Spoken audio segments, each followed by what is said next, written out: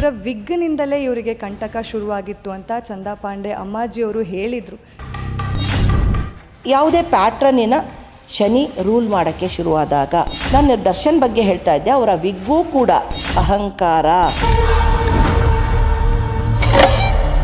ಏನನ್ನು ಒಂದು ಮಾಡಬೇಕಾದ್ರೆ ಒಂದು ಸರ್ತಿ ಯೋಚಿಸಿ ಮಾಡಿದ್ರೆ ಒಳ್ಳೆಯದು.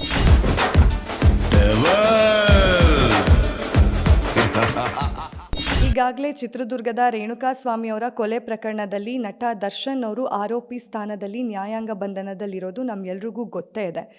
ಇವರ ವಿಗ್ನಿಂದಲೇ ಇವರಿಗೆ ಕಂಟಕ ಶುರುವಾಗಿತ್ತು ಅಂತ ಚಂದಾ ಪಾಂಡೆ ಅಮ್ಮಾಜಿಯವರು ಹೇಳಿದರು. ಇದು ಭಾರೀ ಸಂಚಲನೆ ಮೂಡಿಸಿತ್ತು. ಇದ್ರ ಬಗ್ಗೆ ಕ್ಲಾರಿಫಿಕೇಷನ್ ಕೊಡೋದಕ್ಕೆ ಅವರೇ ಇವತ್ತು ನಮ್ಮ ಜೊತೆಲಿದ್ದಾರೆ. ನಾನು ಅವ್ರನ್ನ ಮಾತನಾಡ್ಸೋ ಹೋಗ್ತೀನಿ. ಮೇಡಮ್, ಗ್ಯಾರಂಟಿ ಚಾನಲ್ಗೆ ಸ್ವಾಗತ.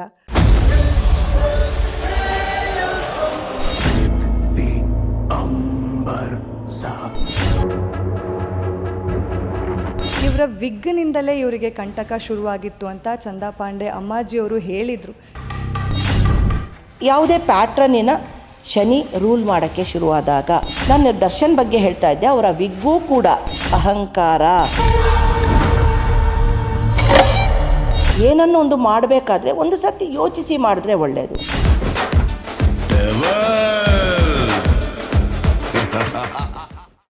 ದರ್ಶನ್ ಅವ್ರ ಬಗ್ಗೆ ಮಾತಾಡ್ತಾ ಇದ್ವಿ. ಅಂದರೆ ಅವರಿಗೆ ವಿಗ್ನಿಂದಾನೇ ಕಂಟಕ ಅಂತ ಹೇಳಿ, ಯಾಕೆ ಆ ಥರ ಹೇಳಿದ್ರಿ? ಅಂದರೆ ಏನು ನಿಜವಾಗ್ಲೂ ಅವ್ರಿಗೆ ಕಂಟಕ ಇದೆಯಾ?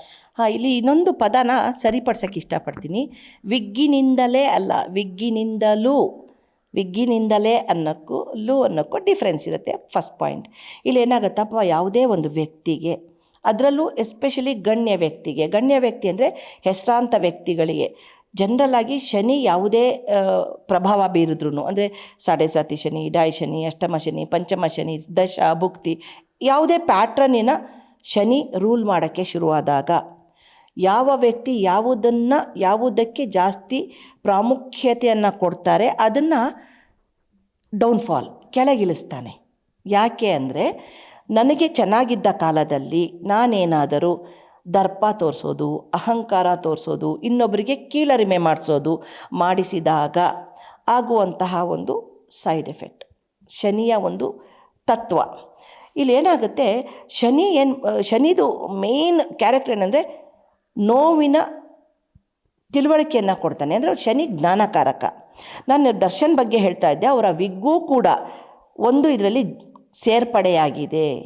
ಇದಕ್ಕೂ ಮುಂಚೆ ಅವರಿಗೆ ಒಂದು ಕೈ ವಿಚಾರದಲ್ಲಿ, ಕೈ ಮುರಿದಿದ್ದ ವಿಚಾರದಲ್ಲಿ 18ನೇ ಇಸ್ವಿಯಿಂದನೂ ನಾನು ಅವರಿಗೆ ಪ್ರಿಕಾಷನರಿ ಕೊಟ್ಟಿದ್ದೆ.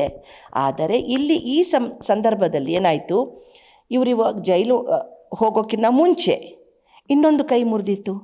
ಅದು ಟೋಟಲ್ ಮುರಿದಿತ್ತು ಅಥವಾ ಒಟ್ಟು ಡ್ಯಾಮೇಜ್ ಅಂತೂ ಆಗಿತ್ತು, ಪಟ್ಟಿ ಹಾಕಿದ್ರು. ಶನಿ ಏನು ಮಾಡ್ತಾನೆ, ಆ ಗಣ್ಯ ವ್ಯಕ್ತಿಗಳಿಗೆ, ಆ ಗಣ್ಯ ಅಂದರೆ ಆ ಅಗ್ರಸ್ಥಾನ ಅಂತೀವಿ, ಅದರಿಂದ ಕೆಳಗಿಳಿಸ್ತಾನೆ.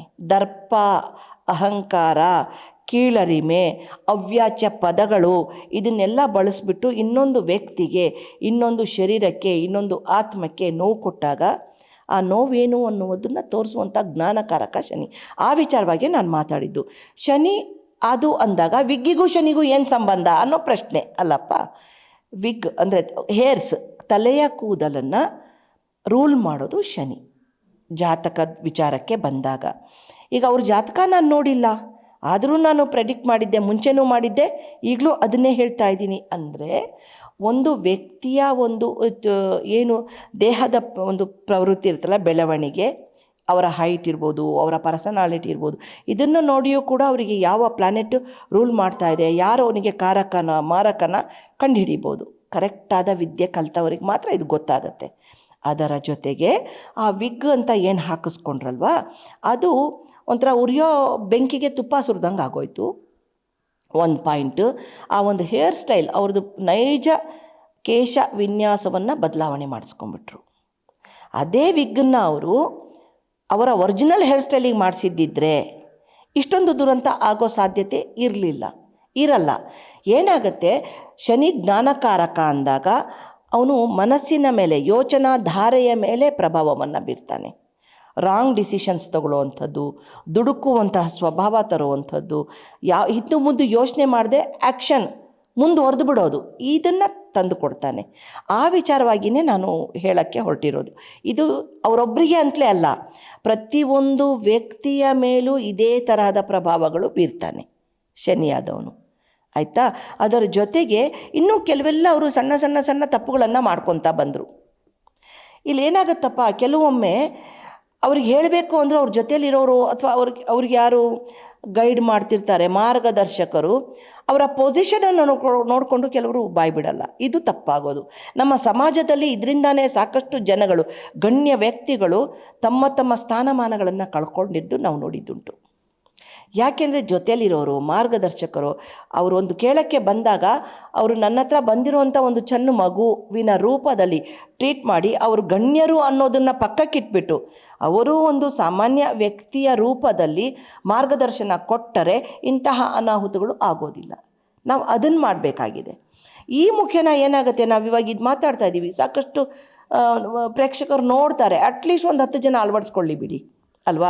ಹಾಗಾಗಿ ಯಾವುದೇ ಕಾರಣಕ್ಕೂ ಏನನ್ನು ಒಂದು ಮಾಡಬೇಕಾದ್ರೆ ಒಂದು ಸರ್ತಿ ಯೋಚಿಸಿ ಮಾಡಿದ್ರೆ ಒಳ್ಳೆಯದು.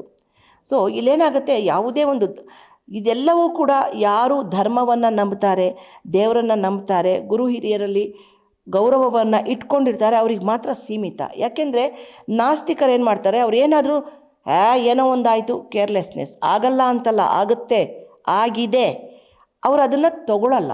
ಅವ್ರು ತಗೊಳ್ಳುವ ರೀತಿ ಬೇರೆ ಇರುತ್ತೆ, ಆಯಿತಾ. ಇಲ್ಲಿ ಪ್ರತಿಯೊಂದು ತೊಂದರೆಗೂ ಪರಿಹಾರವೂ ಇರುತ್ತೆ. ಆದರೆ ಅದನ್ನು ಹೇಳೋರು ಇರಬೇಕು, ಕೇಳಿಸ್ಕೊಳ್ಳೋರು ಇರಬೇಕು, ಕೇಳಿಸ್ಕೊಂಡ್ಮೇಲೆ ಅಳವಡಿಸ್ಕೊಳ್ಳೂಬೇಕು. ಆವಾಗ ನಾವು ದೇವರಲ್ಲ, ಮಿನಿಮೈಸ್ ಮಾಡಬೇಕು, ಕಡಿಮೆ ಮಾಡಬಹುದು.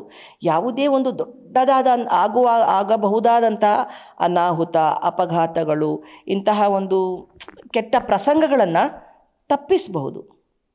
ಕೇಳಬೇಕಲ್ಲಪ್ಪ, ಕೇಳ್ದಲೇ ಇದ್ದರೆ ಹೇಗೆ ಮಾಡೋಕ್ಕೆ ಸಾಧ್ಯ? ಆ್ಯಂಡ್ ಮೊದಲನೇದಾಗಿ ಇನ್ನೊಂದು ವಿಶೇಷವಾಗಿ ಯಾಕೆ ಹೇಳೋಕ್ಕೆ ಇಷ್ಟಪಡ್ತೀನಿ, ಅವರ ಸ್ಥಾನಮಾನಗಳಿಗೆ ಬೆಲೆಯನ್ನು ಕೊಡುವುದು ಬಿಟ್ಟು ವ್ಯಕ್ತಿತ್ವಕ್ಕೆ ಬೆಲೆ ಕೊಡೋದನ್ನು ಕಲಿಬೇಕು.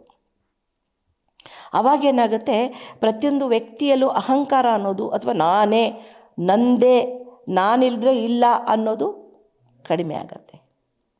ಆವಾಗ ಇಂಥ ದುರಂತಗಳು ನಡೆಯೋಕ್ಕೆ ಸಾಧ್ಯ ಇರಲ್ಲ.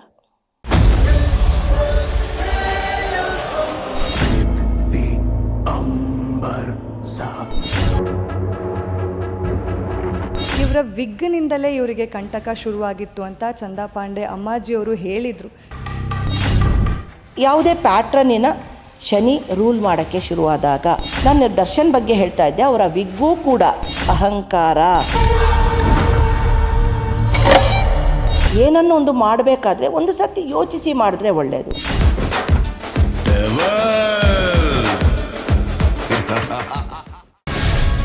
ಗ್ಯಾರಂಟಿ ನ್ಯೂಸ್, ಸುದ್ದಿ ಖಚಿತ, ನ್ಯಾಯ ನಿಶ್ಚಿತ.